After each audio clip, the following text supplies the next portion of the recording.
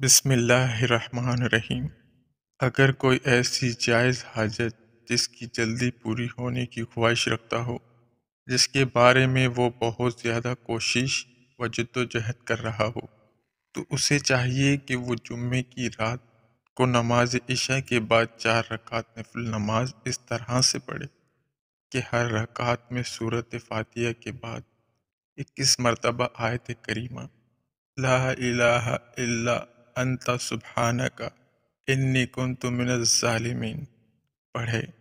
نماز سے فارغ ہونے کے بعد 111 مرتبہ آیت کریمہ نہایت توجہ کے ساتھ پڑھے، پھر 21 مرتبہ درود پاک پڑھے اور اللہ تعالیٰ سے عاجزی کے ساتھ رو کر کڑ کڑا کر دعا مانگے۔ اللہ تعالیٰ سے بہت جلد اس کی حاجت پوری ہو جائے گی انشاءاللہ۔ اس ویڈیو کو آپ زیادہ سے زیادہ شیئر کریں تاکہ کسی اور کا بھی بھلا ہو۔